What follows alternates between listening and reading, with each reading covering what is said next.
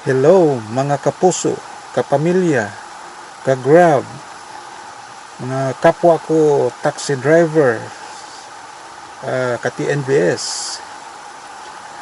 Isi-share ko lang po sa inyo ang project ko sa loob ng car na ginawa ko in conformity sa directive ng DOTR, LTFRB, siguro kasama na rin dyan ang DOH, na lalagyan ng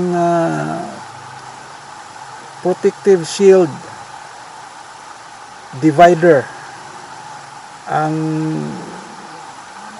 loob ng sasakyan ng car para maprotektahan ang mga drivers at riders sa coronavirus. Ako nga pala si Daddy King. Isa po akong active Grab driver. Siya nga pala guys, pasensya na po, hindi ko pinapakita ang mukha ko kasi yung mukha ko kasi hindi artistahin. So, ipapakita ko na po sa inyo ngayon, okay? Ito po siya.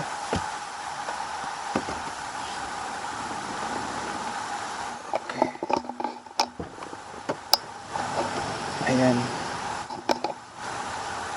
So, ito yung plastic na divider. Kung makikita po nyo guys, nilagay ko siya dito sa harap ng upuan. Hindi ko siya nilagay sa likod. Ang purpose ko po niyan ay para pwede nating pahigain itong sandalan. Let's say ganyan. Pwede nating pahigain ang sandalan na hindi masisira ang plastic. Kasi kung ilalagay natin ang plastic sa likod, either madaling masisira ang plastic, or pwede mong ilagay sa likod pero kailangan hindi na mo na immovable na yung hindi immovable na yung sandalan, hindi na muna pwedeng permanente na lang siya. Ngayon, as a Grab driver, alam kong napakahalaga ang pahinga ng isang driver at madalas ang driver natutulog nagpapahinga dito sa upuan po niya. So, yon ang inisip ko talaga na magawa ng paraan. So, yun ang naisip ko. Ngayon guys, ibalik natin. Sandali, ha? Yan.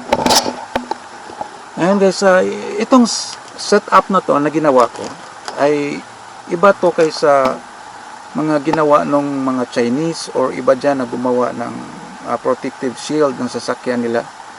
Dahil yung sa Chinese, hinati lang ng Chinese yung front riders sa back riders. So nilagyan ng harang nila yung dito lang dito lang.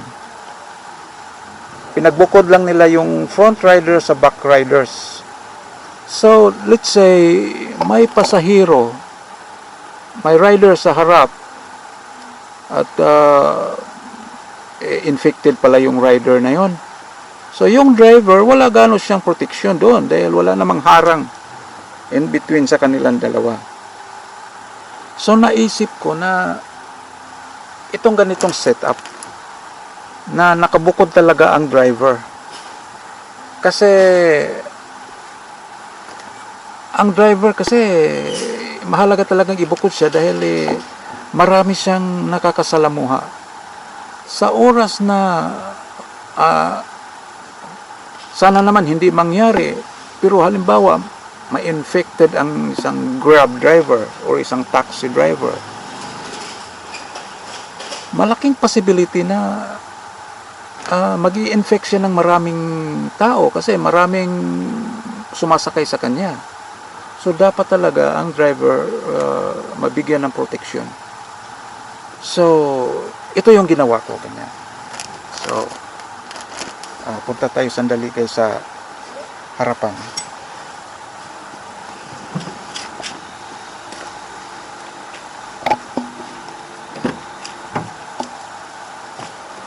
Ayan. Ngayon guys, dito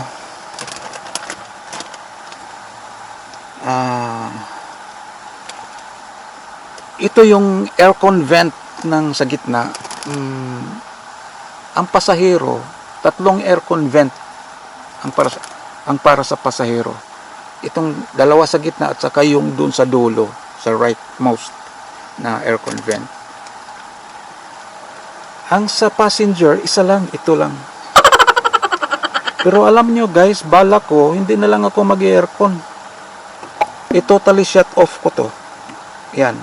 Wala talagang hangin na lalabas na dyan. At gagamit na lang ako ng fan. Yung 12 volts na fan. So, yun ang bala kong gawin. Pwede naman akong mag-aircon kung gusto ko. Pero, sa tingin ko mas okay na yung hindi na lang mag-aircon siguro. O, siguro paminsan-minsan. Pero, so, at the moment, yun po ang balak ko. So, punta po tayo sa kabilang side.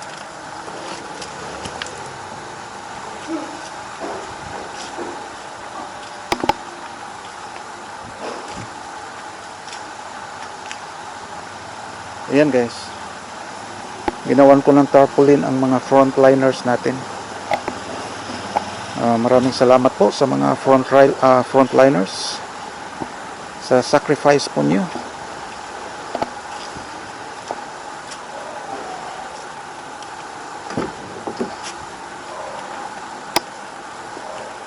Okay. Oh, yan guys. Makikita nyo, nakabukod talaga. Yan. Ngayon, ito yung ginawan ko ng funnel dito para lumabas yung aircon dito sa gitna. So ito para sa passenger at pati ito sa passenger din. Now guys, mayroon akong ipapakita sa inyo na mahalaga. Dahil mayroon kasing research na yung yung virus naglilinger siya sa air conditioning system ng mga building, lalo na yung mga maliliit na enclosed areas. Siguro kasama na yung sasakyan dyan. Ngayon papakita ko sa inyo itong cabin air filter or aircon filter. Mahalaga to. Ito po yan. Yan ang cabin air filter. Aircon filter. Para din siyang face mask. Pero hindi lang sa tao, kung hindi sa aircon. Yun. Yan ang blower. Umiikot siya. Humihigop po siya ng hangin. At itong filter na yan, aircon filter na yan, nakapatong lang dyan. So, sinasala niya yung hangin. Ngayon guys, kung let's say, kung naglilinger man ang virus sa air conditioning system, malamang dyan masasala dyan. So, pinapakita ko yan sa inyo kasi bala ko po kasing i-disinfect ito. Bala kong gagamitin ko to isang beses sa isang araw lang. Mayroon akong 4 nito. Pero gagamitin ko isang beses sa isang araw at i-disinfect ko ito sa pamagitan ng paggamit ng lata ng biscuit or lata ng cooking oil. Ilalagay ko to sa loob, then i-bake ko siya. Ilalagay ko siya sa stove, sa apoy, i-bake ko siya for siguro mga at least 10 minutes kasi mayroong sa research at maski ang World Health Organization nagsabi na karamihan talaga ng virus na mamatay kung mayroong sustained heat na at least 70 degree centigrade. So, yun ang gagawin ko. So, i-disinfect ko siya sa pamagitan ng lata ng biskwit. Pero siguro guys, sa sunod na video na lang yun kasi wala pa kasi akong lata na nakita gagawa sana ako ng demonstration pero wala akong nakitang lata kasi mahirap kasi ngayon sa lockdown. So yun ang bala ko. Now guys, bakit ko to gagawin? Now unang-una, gagawin ko to dahil mahal ko ang mga riders ko. Pangalawa,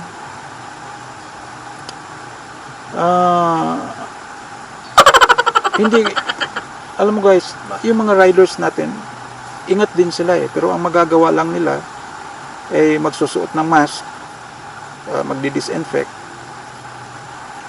Itong bagay na to, hindi nila pwedeng gawin to Even though, kung kaya lang nilang gawin to, gagawin na rin siguro nila para lang maproteksyonan ang sarili nila. Pero hindi nila pwedeng gawin to.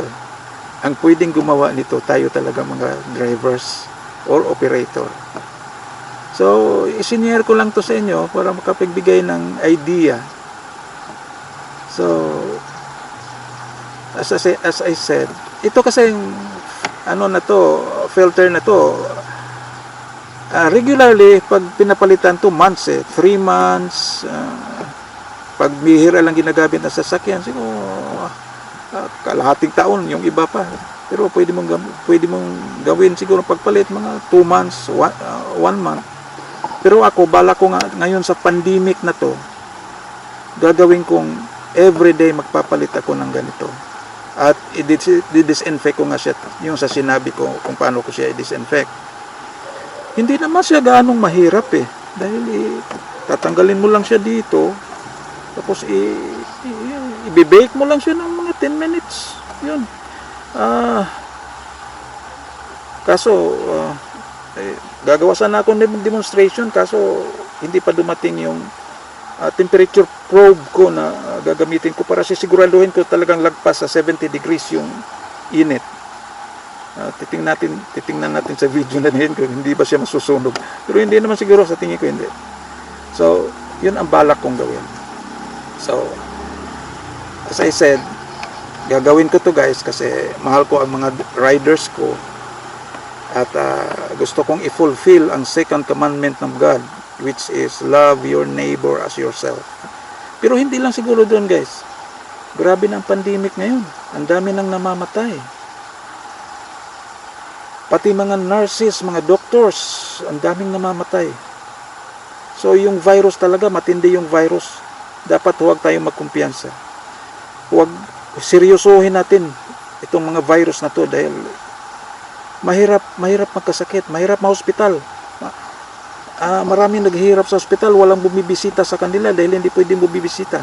So namamatay na lang. Hindi na nakapagpaalam. So sana makakatulong tong video na to. Sana makakarating tong video na to sa mga kinaukulan, sa mga DOTR, sa LTFRB o sa DOH para ma-approvean nila itong setup na to na ginawa ko. Kung anong masasabi po nila. So guys, ganun na lang po. Sa sunod na lang na video po siguro na tayo magkita. At welcome po sa ating lahat sa bago pong normal po sa buhay po natin. Mag-ingat po kayo. God bless.